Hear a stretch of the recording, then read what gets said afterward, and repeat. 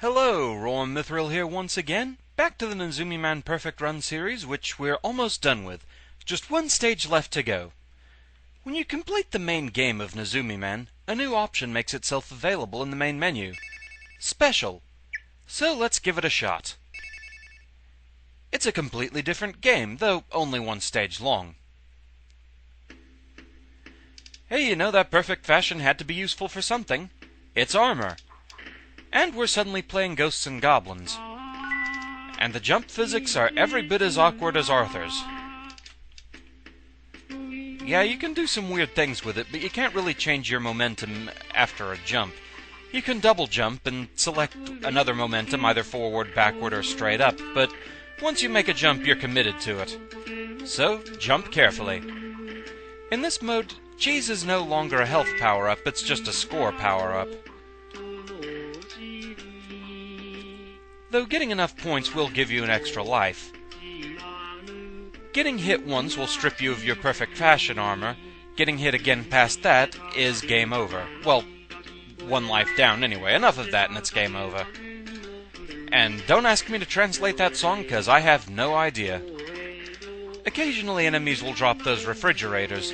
Shoot those open and you can get special weapons. I'll probably show what those do in the outtakes, but for now, sticking with the rules of a perfect run, I have to stick with the default teddy bear.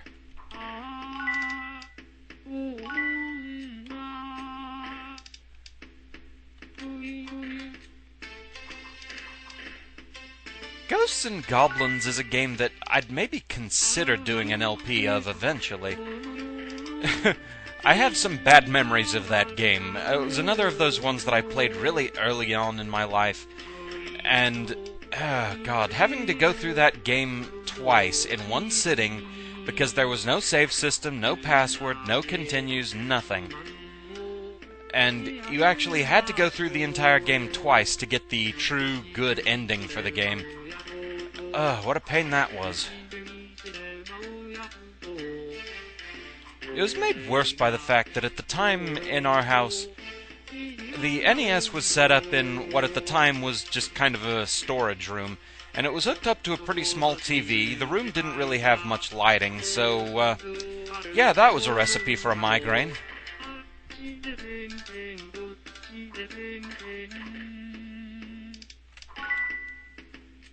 Okay, yeah, I think I just got enough points to get that extra life. That's what that chime was.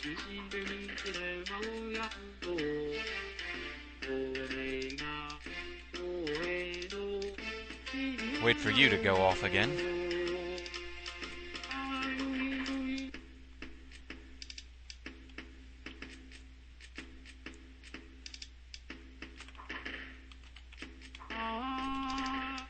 Yeah, that's the spare perfect fashion armor, but since I already have the armor on, it won't do anything extra for me. It doesn't give you like an extra hit or anything like that.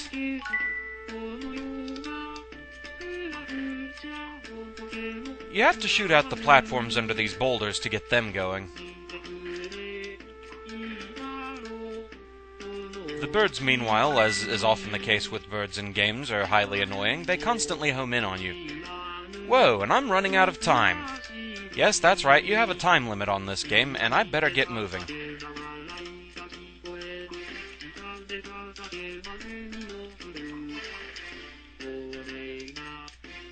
I think I'm close to the end.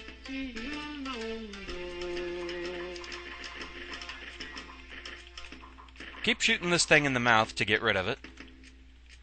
For the speedrunners in the crowd, if you get this far with the perfect armor, you can actually kind of jump backwards into it and just tank the hit to kind of cheese it to get past it faster. Jump on the first place platform, and you're done. And Nezumiman gets a trophy for his efforts. So yeah, there you go. That went surprisingly smoothly. One outtake to show, though, and I will also be demonstrating the special weapons, as I said.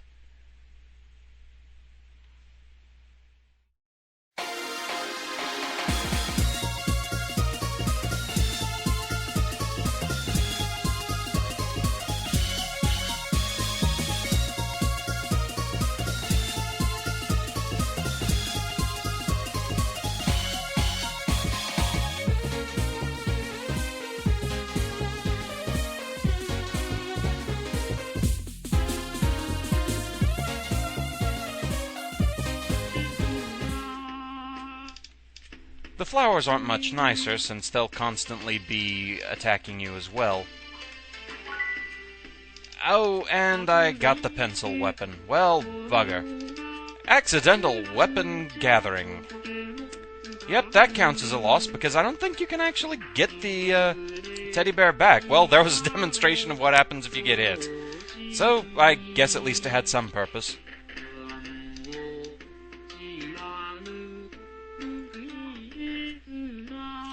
Okay, so time to start discussing the special weapons of this stage. Obviously, we've seen the teddy bear in action. A very straightforward, simple shot. You can have 2 on screen at a time. The first special weapon we'll discuss is the pencil. The pencil is a double shot that fires upward at an angle. The only trouble with it is you can't fire it downward. There's no way to aim this thing, so enemies that are below you, you'll have a hard time hitting with this thing. Still, overall, a pretty good weapon, especially if you're close to the enemy. Then you can get kind of a shotgun effect going on ones that take more than 1 shot to kill off, such as this flower. Thank you for the demonstration.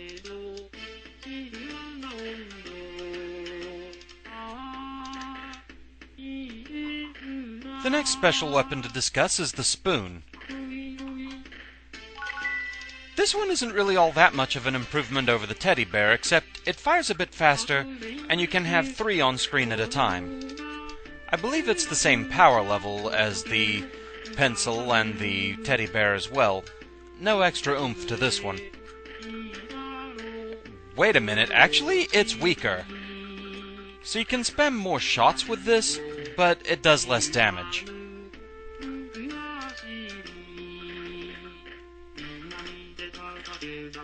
Yeah, things like the plant and that jumping thing, they usually take only 2 shots to destroy, but with the spoon they're taking 3, so a lot more shots to cover the screen, but things will take longer to kill.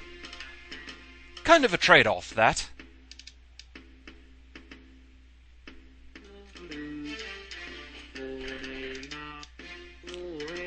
Last but not least, we have the Shuriken.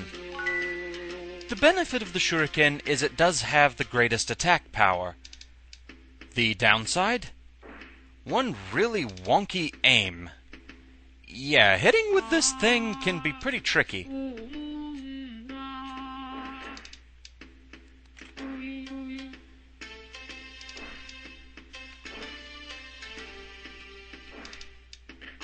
You really have to know how to time your shots with this thing. And not pause the game, too. That helps.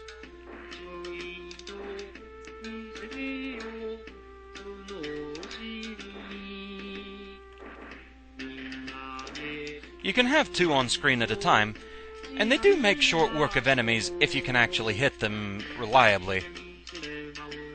A special note, I'm not actually sure if you can ever get the teddy bear back if you pick up a special weapon. Put it this way, I myself have not seen it drop from a refrigerator since doing this.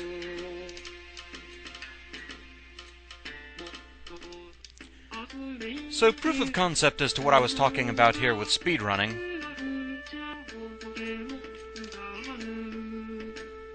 And there you go.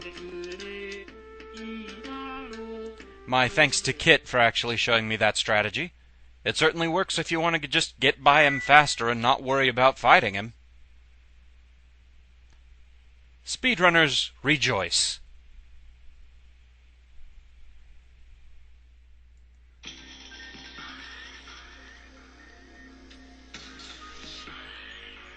So the special stage is a rather interesting extra. Kinda cool seeing this different playstyle. Also quite silly, what with the unusual weapon choices and the perfect fashion armor. I give the special stage a 2 out of 10. Considering it's based on Ghosts and Goblins, or Ghouls and Ghosts, whatever you want to call it, things could have been a lot worse. Probably the trickiest bit is the jump physics. It can be pretty easy to accidentally jump your way right into a pit. The enemy placement, it can get a little claustrophobic at times, mainly the constantly spawning Gyonikus zombies, the birds, and the plants. The red Aramar analog, it can be a little tricky to get used to in his pattern, but it's not nearly as bad as the originals tended to be, and thankfully, only one attacks you. As for the final boss, he's really pretty easy to take down with just rapid-fire shots. If you take too long, you'll have to worry about this cannonball shot, but it's not really hard to dodge, and it actually takes him a while to even use it. The only other thing to worry about is the timer, but even then, it's not all that troublesome. I mean, I took things rather leisurely and still made it in plenty of time. So overall, a 2 out of 10. I forget, did the original Ghosts and Goblins even have a timer? It's been a while since I've played it. But that's neither here nor there, as we've finished Nezumiman.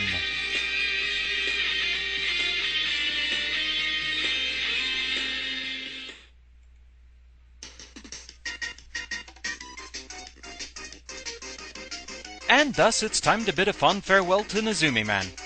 I really love this game, quite pleasant and fun, silly and entertaining. I really enjoyed playing through this. Such a colorful cast of mice and a very fun playstyle. It's a shame there doesn't seem to be a sequel or anything of the like.